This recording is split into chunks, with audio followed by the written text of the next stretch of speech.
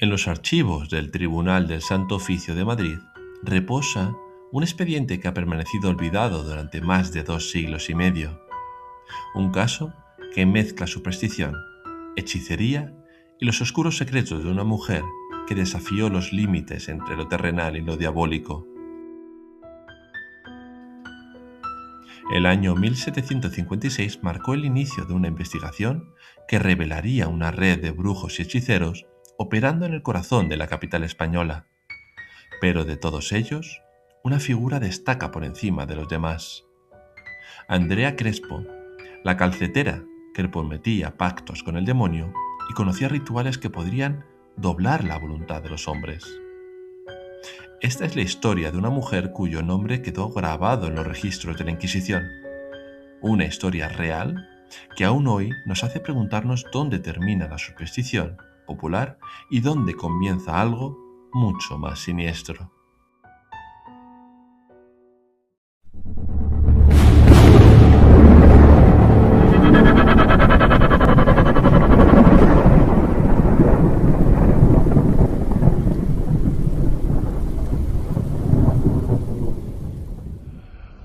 El siglo XVIII español fue testigo de una particular persecución de las artes oscuras, aunque paradójicamente menos severa que en otras regiones de Europa, donde las hogueras consumían cientos de vidas. La Inquisición española había desarrollado un sistema complejo para clasificar los delitos relacionados con lo sobrenatural, distinguiendo cuidadosamente entre diferentes tipos de transgresiones contra la fe. No todas las acusadas eran consideradas brujas en el sentido tradicional, sino que el Santo Oficio diferenciaba entre sortilegios, pactos con el diablo, curación supersticiosa y hechicería. Los sortilegios incluían la adivinación mediante métodos prohibidos, como hallar la suerte a través de rituales o localizar tesoros escondidos mediante artes mágicas. El pacto, el más grave de los delitos, implicaba una alianza consciente y explícita con el demonio mismo, una traición directa a Dios, que merecía el castigo más severo. Las curanderas, por su parte, eran perseguidas por realizar curaciones que el tribunal consideraba supersticiosas, mezclando remedios populares con invocaciones que rozaban lo herético. Lo fascinante de esta época es que el recurso a hechiceros y curanderos era extraordinariamente común entre todas las capas sociales. La frontera entre la medicina popular, la superstición arraigada y la brujería deliberada resultaba difusa para los contemporáneos. Las acusadas solían ser mujeres de origen modesto, aunque no necesariamente desocupadas. Criadas, hilanderas, calceteras, que completaban sus ingresos ofreciendo servicios que prometían desde conseguir el amor de una persona hasta localizar objetos perdidos o curar enfermedades que la medicina oficial no podía sanar. Entre ellas destacaban especialmente las gitanas, perseguidas con particular intensidad por los tribunales inquisitoriales, bajo la sospecha permanente de practicar artes oscuras. Estas mujeres podían ser jóvenes o ancianas, solteras, viudas o casadas, y provenían de todos los rincones de España, desde pequeñas aldeas rurales hasta grandes ciudades como Madrid, Toledo o Sevilla. La Inquisición española, pese a su temible reputación, había adoptado una postura relativamente escéptica hacia los fenómenos sobrenaturales, especialmente en comparación con las cazas de brujas que asolaban Europa Central y Europa del Norte. Los inquisidores españoles tenían a descreer de los aspectos más fantásticos de la brujería, como los vuelos nocturnos o las transformaciones en animales, considerándolos más bien delirios o invenciones. Sin embargo, esto no significaba clemencia. Las acusaciones de pacto con el demonio y de sortilegios se tomaban con extrema seriedad, y las penas incluían desde la vergüenza pública hasta las más temidas cárceles secretas, el embargo de bienes y, en los casos más graves, la muerte en la hoguera. Andrea Crespo tenía 32 años cuando fue detenida e interrogada por la Inquisición de Corte en Madrid durante los años 1756 y 1757. Natural de Guardo, una localidad palentina cercana a la frontera leonesa, su historia personal refleja el itinerario de muchas mujeres de su tiempo que abandonaban sus pueblos buscando oportunidades en la capital del reino. Según su propia declaración ante el tribunal, había pasado parte de su juventud en Valladolid, donde sus padres regentaban una tienda de aceite y vinagre. Aseguraba provenir de una familia de cristianos viejos y arrieros, una distinción importante en la España de la época, obsesionada con la pureza de sangre. Sin embargo, hacía aproximadamente 20 años que había establecido su residencia en Madrid, donde ejercía el oficio de calcetera, confeccionando medias y calcetines para ganarse el sustento. Pero Andrea Crespo llevaba una doble vida. En las sombras de la ciudad formaba parte de una red de hechiceros y brujos que ofrecían servicios prohibidos a quienes estaban dispuestos a pagar. Sus cómplices constituían un grupo variopinto y siniestro. Miguel López, conocido como el Herrador, un hombre al que muchos consideraban el verdadero mago y sanador. Una tal Nicolasa, otra mujer apodada la Andaluza o la Mulata. También estaba María González, quien también fue detenida, y también Catalina Sandoval, conocida como la Catuja, previamente investigada por el Santo Oficio. Este círculo operaba en las calles de Madrid, en las guardillas oscuras y lugares discretos, tejiendo sus hechizos y rituales para clientes desesperados que buscaban desde empleos hasta tesoros enterrados. El caso contra Andrea Crespo comenzó con la denuncia de José del Castillo, un hombre que aseguró haber conocido a la acusada a través del marido de esta, con quien había coincidido en el presidio de Orán. Del Castillo buscaba obtener una plaza de guarda, un empleo codiciado, y según su testimonio, Andrea Crespo le había ofrecido un servicio escalofriante. Le prometió que mediante un hechizo y un pacto con el demonio mismo podría conseguir su objetivo. Este testimonio abrió las puertas de una investigación que revelaría prácticas aún más inquietantes. En el año 1757, Andrea Crespo tomó una decisión que cambiaría el curso de su proceso. Acudió voluntariamente ante su confesor y entregó dos objetos comprometedores: una estampa y una piedra, elementos que utilizaba en sus rituales. Este acto de aparente contrición llevó a una declaración completa ante el Santo Oficio, donde describió con detalle algunos de sus trabajos mágicos. Contó que 5 años atrás había conocido a la Andaluza y también a Miguel López, con quien había realizado rituales que incluían huevo, harina y cera virgen.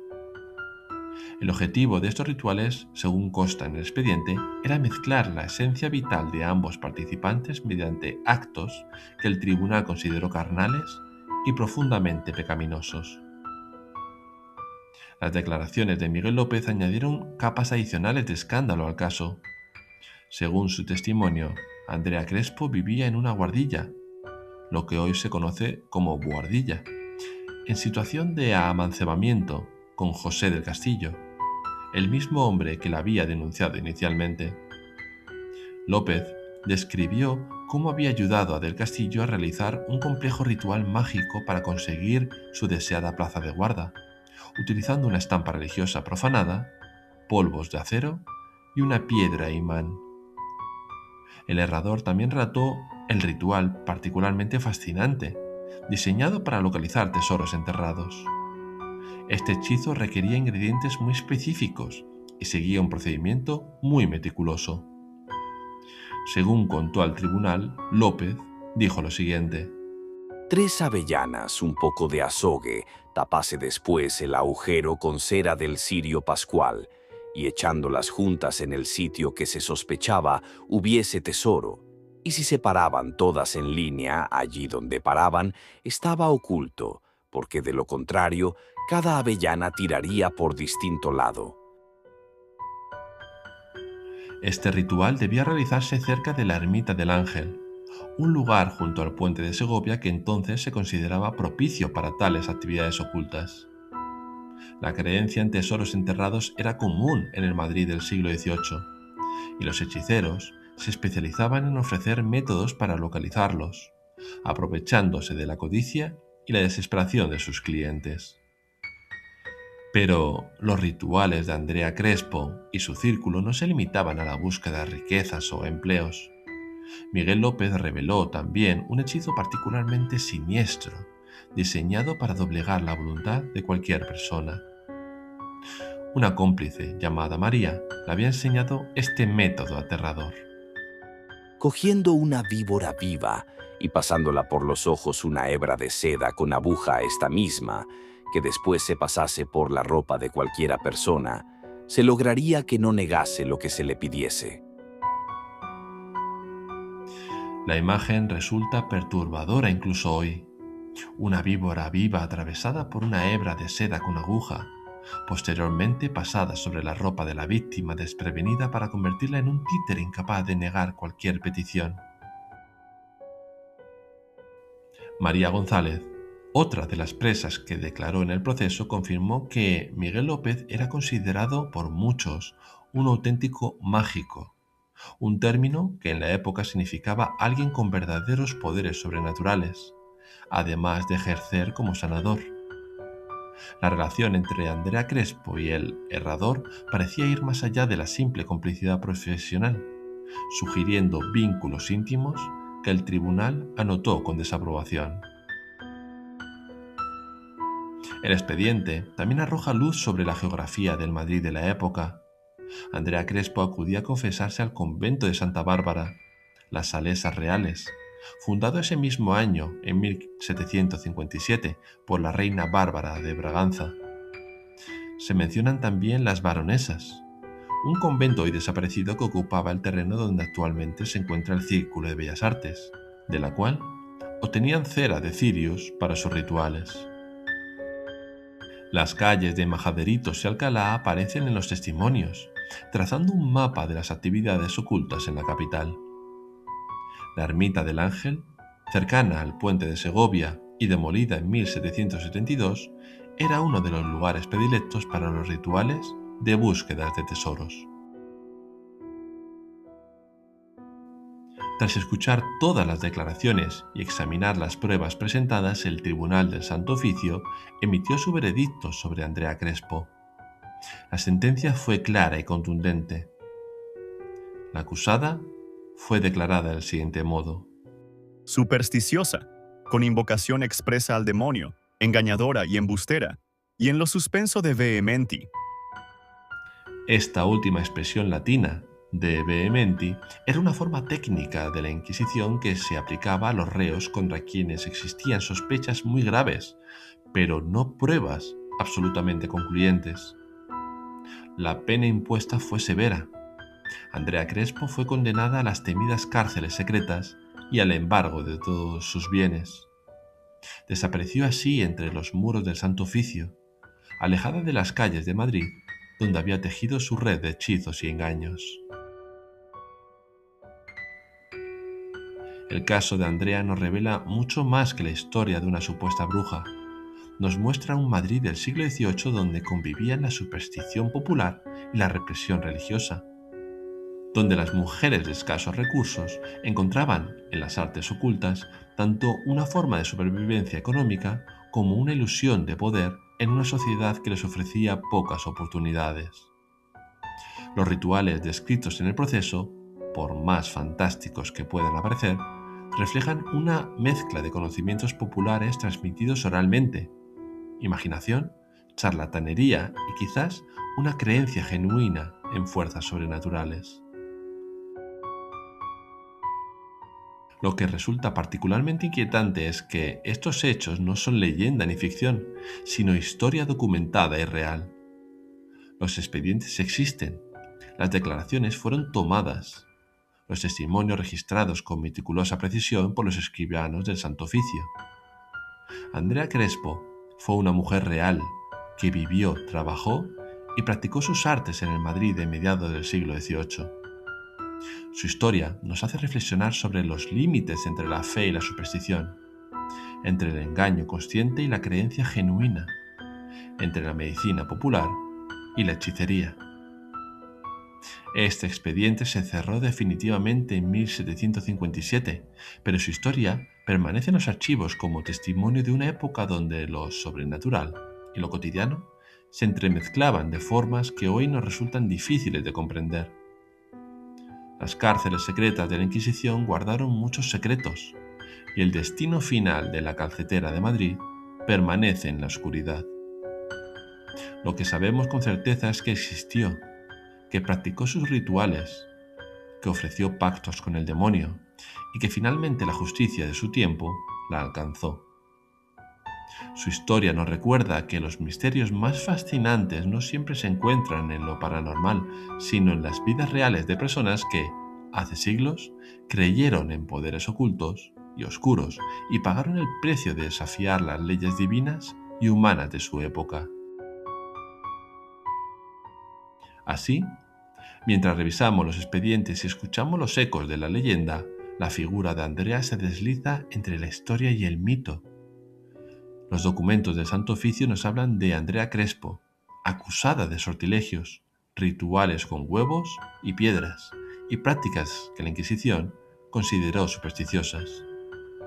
Pero nunca mencionan las Vistillas, ese cerro desde el cual los madrileños juraban verla volar en escoba, con largos ropajes negros, en las noches de luna llena, allá por 1764, 7 años después de su juicio. Eso nos hace preguntarnos, ¿es ella la misma que inspiró los murmullos y los temores de los habitantes? ¿Pudo ser liberada de su reclusión y volvió a ser vista por el Cerro de las Vistillas? La evidencia no lo confirma, y sin embargo la coincidencia de nombre, época y reputación es demasiado fuerte para ignorarla. Ambas Andreas parecen ser la misma, y eso implicaría que sobrevivió a la cárcel y que volvió a vivir libre en Madrid. Tal vez la Andrea de los archivos y la Andrea de las Vistillas sean dos rostros de la misma sombra, entretejidos por el miedo y la memoria. Y así, entre la certeza histórica y la sugestión popular, queda la sensación de que la magia y el misterio, al final, nunca desaparecen del todo.